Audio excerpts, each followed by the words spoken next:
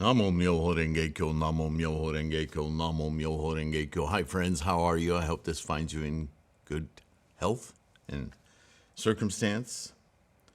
Continuing with our epilogue, the third of the Threefold Lotus teachings, where we left off. Now, for having the first time understood this, I contemplate and I am in recognition of it, turning to the world-honored ones. This is our process of awakening using the recitation, the teachings, the daimoku. Of course, this is Shakyamuni's time, so the daimoku is not known as such until Nichiren, our teacher, but we are talking about it. That's what this is, in fact, describing, this process of conversion or transmigration, leaving behind our samsaric constructs of the Saha world, to instead reinvestigate, re-experience in the moment to moment to moment to moment momentum that is our life, what is happening. We are verbs, not nouns. Samsara is largely a grammatical problem in that way, if I can use that as a parallelism, if I can make up a word. In thought, right? Buddhism is about the mind, attitude and intent. And we live largely with our very powerful sentient mind, catalogers of things, which is the first thing that Shakyamuni said about trying to get us to see through, past, around. That things, nouns, are just experiences happening moment to moment to moment. They're not permanent. They're not, for all our attempt at possessing. You see, if the idea of possessing something evaporates, that everything you use your skandhas to see, hear, touch, smell, so on, is given a moment-to-moment, then there's nothing to crave. There's nothing to cling except experience. Well, that's fine, because experience, when it's clarified, when it's purified, quote unquote, sees all the cosmos as a momentary instantiation of potential. When you see that way, when you hear that way, when you taste that way, when you smell that way, when you think that way, well, it's just exciting to experience. There is no need or even desire. There's no mechanism of craving or clinging, because that's fantasy. That's vapor, right? And so we're going through a process here of describing how we realize that, self-realizing, that our true nature, the true nature of everything, is in the momentum of instantiation of potentials. Isn't that fascinating? You get it for a moment and then you don't. The more you chant, the more you recite, the more this plausible awakening sticks with you. And the less you stress, the less anxiety you have, right? Because what you have anxiety and stress about is fog. It's not. So, in realizing this, right, having finished reflecting thus, the practitioner will see the Buddha abundant treasures emitting a great ray of light, which is gold-colored and universally illuminates the eastern quarter as well as the worlds in all directions. In other words, you'll awaken your Buddha mind. You'll see, right? And we've been talking about purifying the eye consciousness. And now the ear, I think we're in the ear consciousness, right? Or we're about to be. And as we have this newly purified sense, we see in all directions where countless Buddhas appear with their bodies of pure gold color. That's everyone in the environment, in our environment, right? As I said earlier, we have to learn to experience all of those around us as potential Buddha, as Buddhas in the making, whatever stage those minds are in. So, in the sky of the eastern quarter, there comes a voice uttering thus. That aha, that renge, yes? Here is a Buddha, the world-honored one named Excellent Virtue, who also possesses innumerable emanated Buddhas sitting cross-legged on lion thrones under jeweled trees. All these world-honored ones who enter into the contemplation of the universal revelation of forms speak to the practitioner and praising him, saying, Good, good, good, son. You have now read and recited the great vehicle sutras. That which you have recited is the mental stage of the Buddha.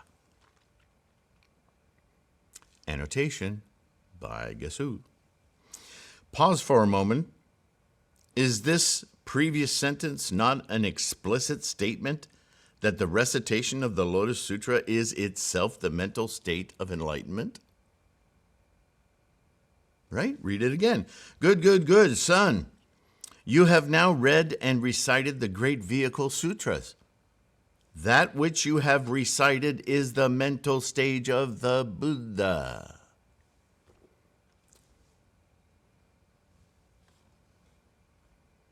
That each chapter, as Nichiren tells us, each character of the Daimoku is itself the invocation of all 69,384 characters. And that's supposed to be a comma. Why is it a period? Of the Lotus Sutra. And therefore, to chant the Daimoku is to invoke the Buddha mind. It's what we just read. After these words have been spoken, the Bodhisattva Universal Virtue will again further teach to the practitioner of the law of reflection, saying, in the innumerable kalpas of your former life moments, because of your attachment to odors, your discrimination and your perception are attached to every condition, and you fall into the cycle of birth and death. Your sensory consciousness of odor, smell. Do you now meditate on the cause of the great vehicle? The cause of the great vehicle is the reality of all existence. Having heard these words, the practitioner should again further be reflectful, made up word, but it works, prostrating himself down to the ground. When he has reflected and understood, he should exclaim thus, Namo Myoho Renge Kyo. Nama Shakyamuni Buddha, Nama Stupa of the Buddha of abundant treasures, Nama all the Buddhas emanated from Shakyamuni Buddha. Is this not another Renge moment of appreciation from one's own Buddha eye? Having spoken thus, he should universally salute the Buddhas in all directions, exclaiming, Nama, the Buddha, excellent virtue, in the eastern quarter, and the Buddhas who emanate from him. The practitioner should also make reverence to each of these Buddhas as wholeheartedly as if he saw them with his naked eyes, and should pay homage to them with incense and flowers. Isn't Nichiren, what an amazing teacher, right? We do all this with our altar, with our stupa of the 7 precious jewels, Namo Myoho Renge Kyo. Right there. He's enabled this practice so easily for us to this method to practice, yes? After paying homage to the Buddhas, he should kneel with folded hands and extol them with various verses. After extolling them, he should speak of the 10 deluded and malicious karma repercussions and be thoughtfully reflectful of all his errors and delusions. In other words, that is my past.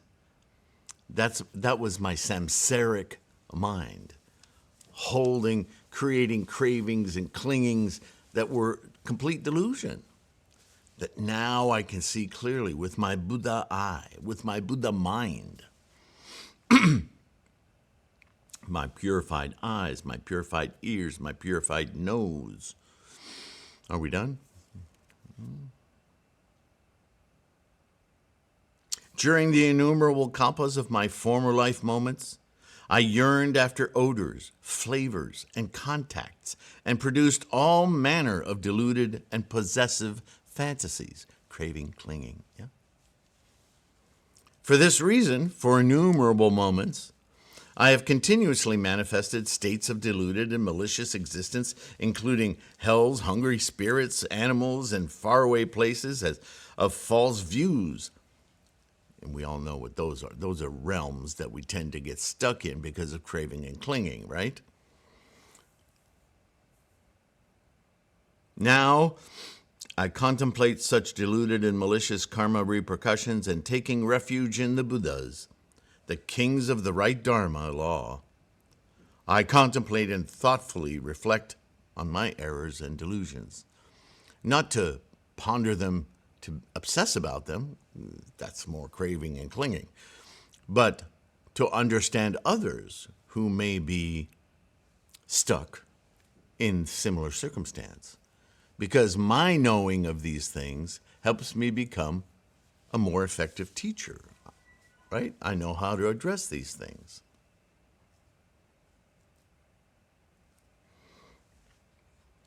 Having reflected and understood thus, the practitioner must again read and recite the great vehicle sutras without negligence of body and mind. By the power of the great vehicle from the sky, your inner consciousness, that inner voice, there comes a voice saying, "Heir of the law, do you now praise and explain the law of the great vehicle, turning to the Buddhas in all directions, and before them do you speak of your errors? The Buddhas, the Tathagata embodiments, are your merciful fathers. Do you yourself speak of the deluded and malicious and negative karma repercussions produced by your organ of the tongue?" Not just taste, but more to the point, words. Language. Language full of intent, yeah? The Buddhas, the Tathagatas, this organ of the tongue, moved by the thought of deluded and malicious karma repercussions, causes me to praise false speaking, manipulations, out-and-out lies, improper language, ill speaking, a double tongue, slandering, lying, and words of false views, and also causes me to utter useless words. Because of such many and various deluded and malicious karma repercussions, I provoke fights and dissension and speak of the law as if it were not the law. I now contemplate all such errors or delusions of mine. There's a biggie, right? Having spoken thus before the world's heroes, the practitioner must universally revere the Buddhas in all directions, prostrating himself down to the ground and folding his hands and kneeling to salute them, and he must speak thus, saying. So this is, people ask me, what should be in my mind as I approach the mandala? Well, before you start chanting, you might consider what it is you want to purify. But it's not something you think while you're chanting. While you're chanting, the only thing on your mind is Buddha, because that's the cleanser. The errors of this tongue are numberless and boundless. You You can't even remember all of the things that you've said just to get your way or to manipulate others to do things that you wanted them to do. Good, bad, or indifferent, doesn't matter. How you've used your tongue outside of facilitating the Buddha path, yeah, all the thorns of deluded and malicious karma repercussions come from the organ of the tongue. This tongue causes the cutting off of the wheel of the right Dharma law, which is exactly what I was just saying. If you ain't promoting the Dharma law, then you ain't speaking right. It's really that simple and strict. And that doesn't mean the only thing that comes out of your mouth is Namo Myoho Renge Kyo. But your attitude and intent should be using your tongue to help others realize the correct path in life.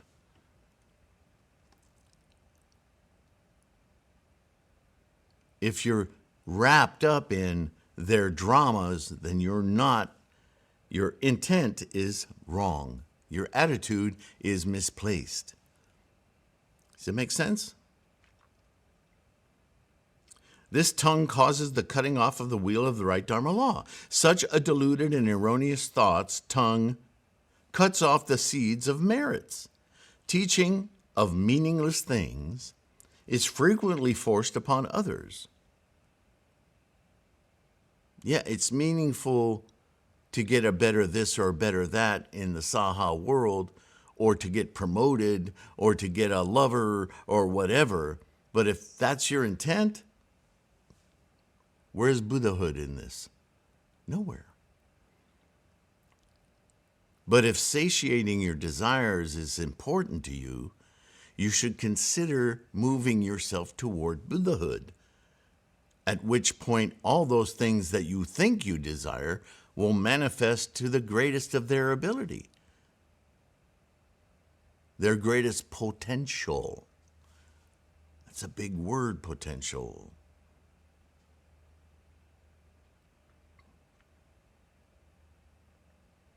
Praising false views is like adding wood to a fire and further wounding living beings who already suffer in raging flames. It is like one who dies drinking poison without showing sores or pustules.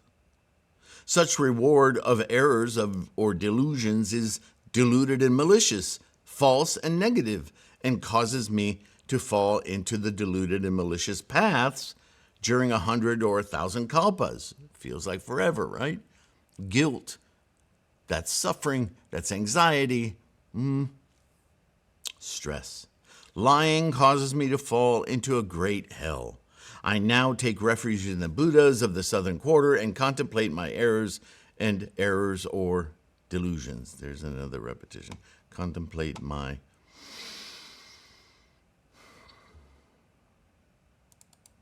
I'm going to write speech there because that's what we're talking about. Contemplate my speech and errors or delusions.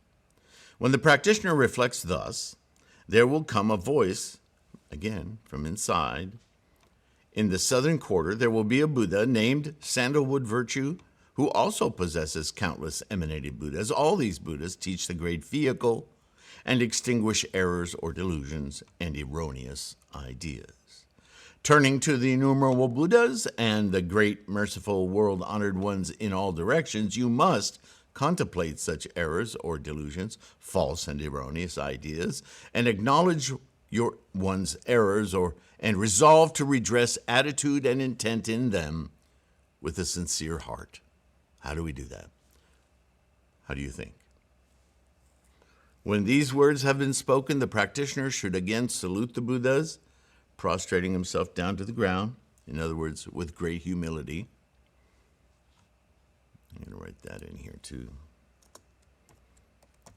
Other words, with great humility. Just said, don't want you to miss this point.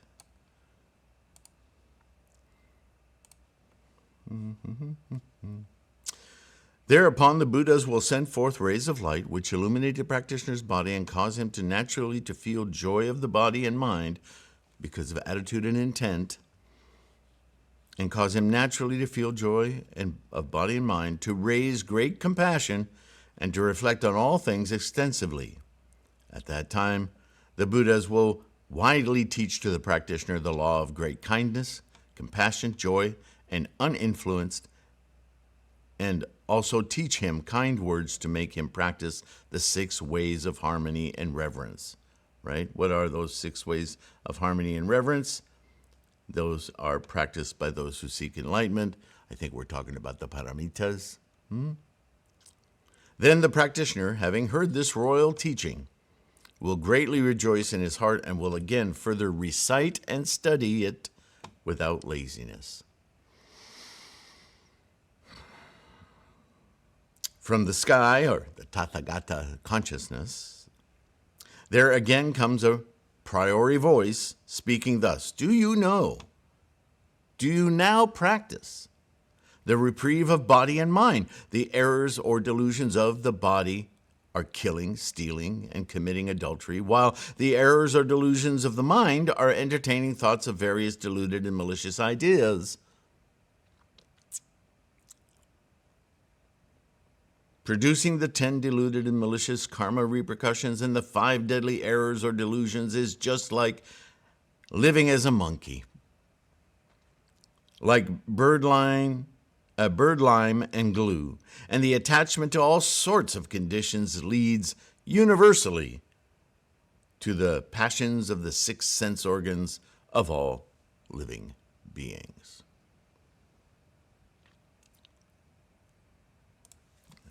Something here too. The craving and clinging energy. Yeah. The karmic repercussions of these 6 organs, with their boughs, twigs, flowers, and leaves, entirely fill the triple world. Right? Again, the analogy of the tree. That each of these sensory organs, which with each thought has sprouts of roots and branches and leaves, endless, yeah?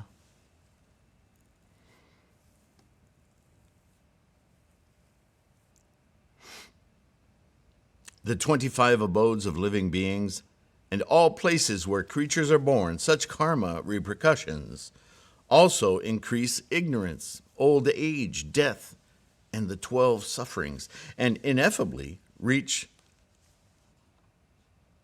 through the 8 senselessness and the 8 circumstances. These are the 8 places or circumstances in which one is unable to see the Buddha or to listen to the law. These are the conditions of hell, animals, hungry spirits, the cosmos of long life, remote places, the state of being blind or deaf, secular prejudice, and the period of absence of the Buddha. And it goes on. You can read that in the footnotes.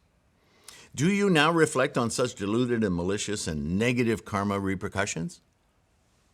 Right? Yet another thing to consider if you need motivation to chant. Then the practitioner, having heard thus, asks the voice, one's own voice of Tathagata, right?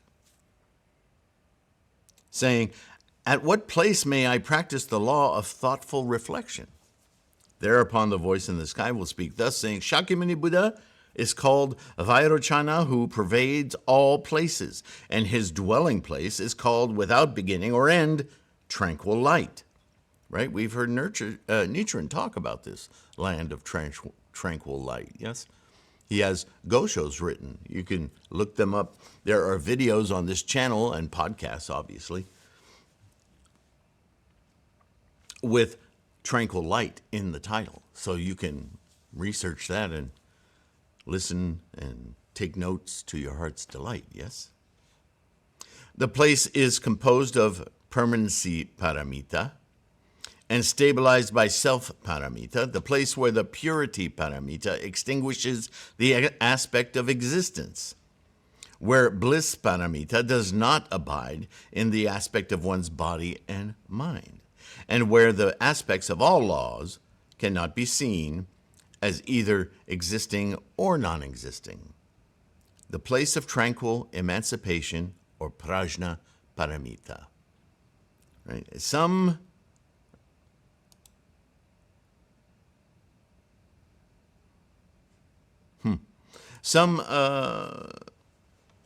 mistook or misunderstood these paramitas as, what shall I say? They are laws, but they are not the priority law. They are ancillary twigs, leaves, branches, yes? In the Prajna Paramita, which we have books to read on perfection of wisdom, indicates the way that we, with our minds, conjure reality.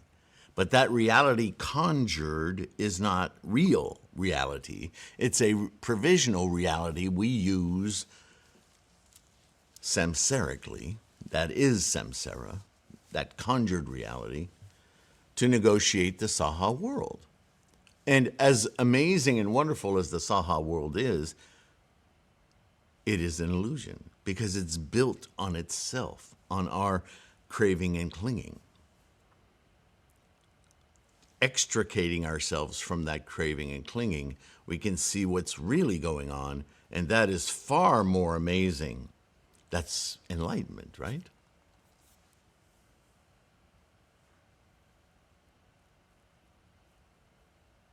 Because these forms are based on priority law, thus you must now meditate on the Buddhas in all directions, the purifications of that.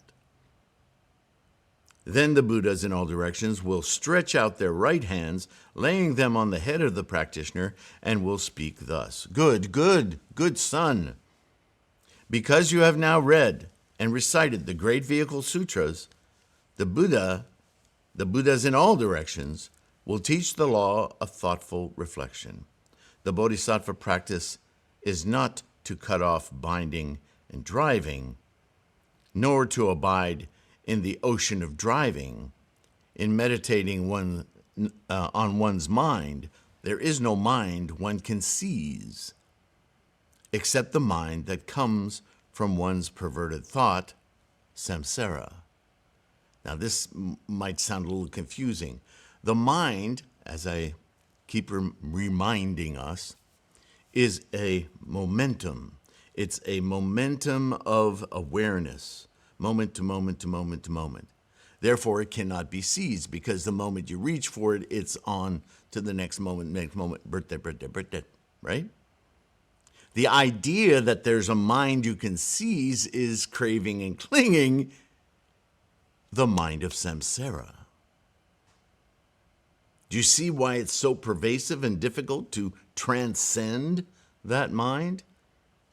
Because moment to moment, it is being, and we crave and cling to that last moment as though we still have it. Meanwhile, zing, momentum is going that way, and we're not looking.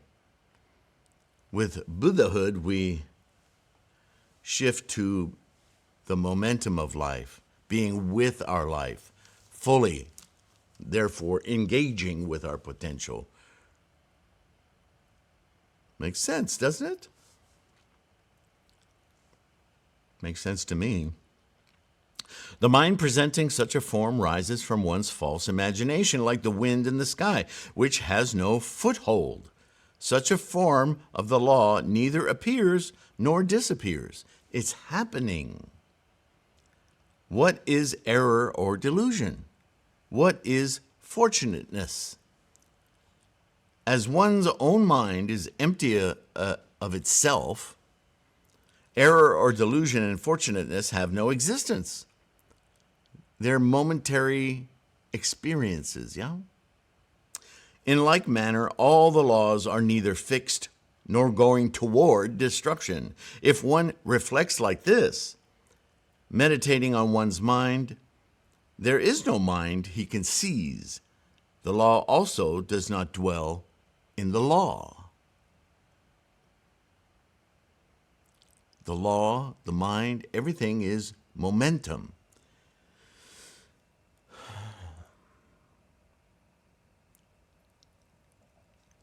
All the laws are emancipation, the truth of extinction, and quiescence.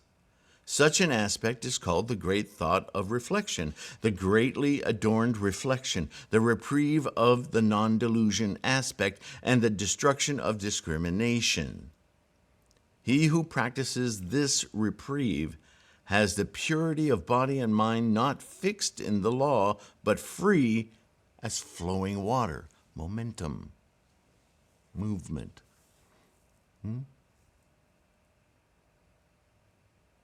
Through each reflection, he will be able to see the Bodhisattva Universal Virtue and the Buddhas in all directions. Thereupon all the world-honored ones, sending forth the ray of light of great compassion, teach the law of non-aspect to the practitioner.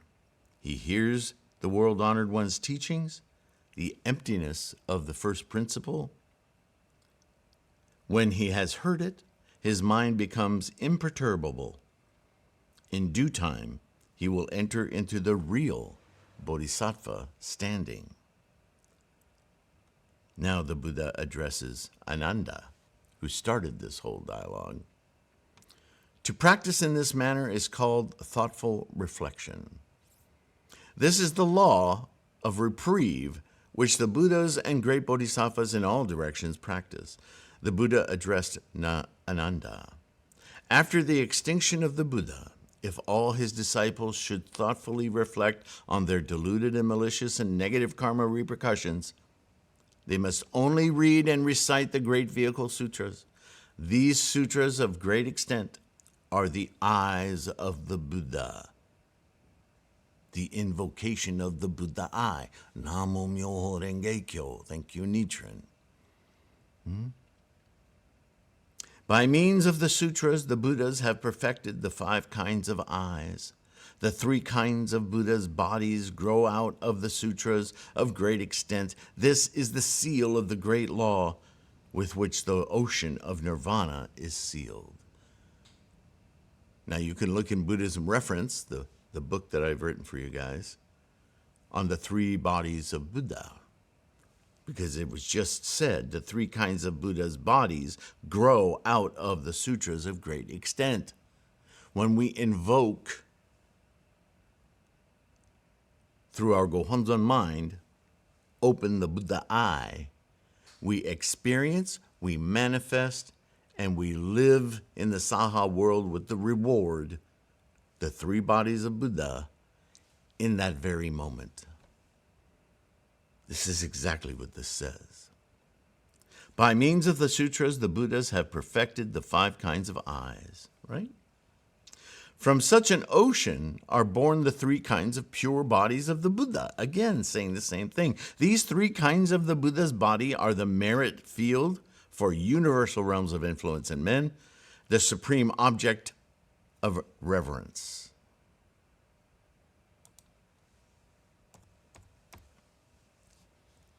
If there be any who recite and read the sutras of great extent, the great vehicle, know that such are endowed with the Buddha's merits, and having extinguished their long-standing deluded and malicious ideas, are born of the Buddha's wisdom.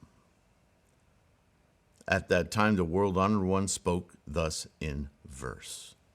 If one has deluded and maliciousness in his eye organ consciousness, and his eyes are impure with the impediment of karma repercussions, he must only recite the great vehicle and reflect on the first principle, Namo Myoho Renge Kyo.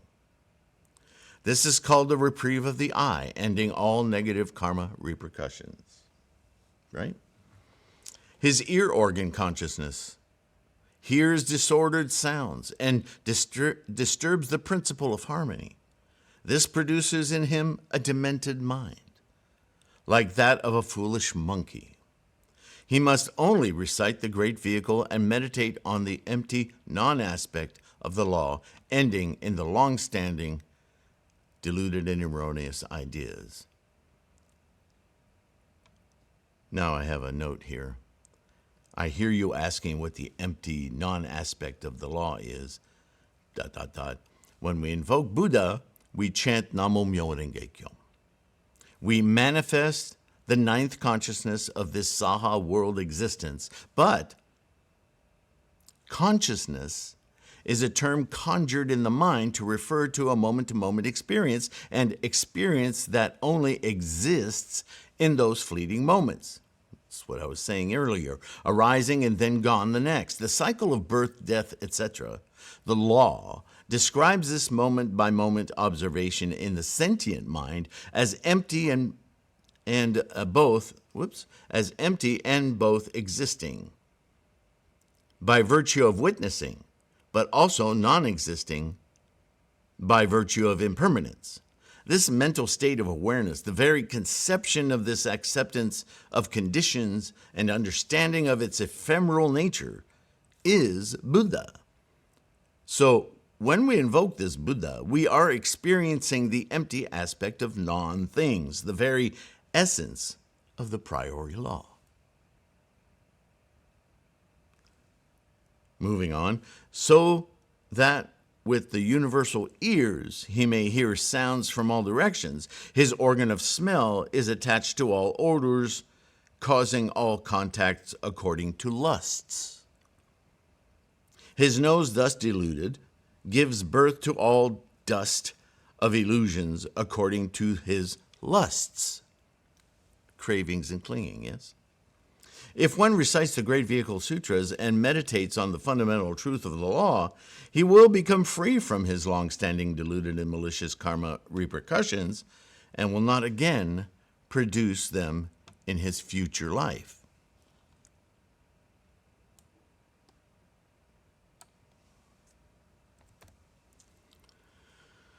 His organ of the tongue causes 5 kinds of negative karma repercussions of deluded and malicious speech.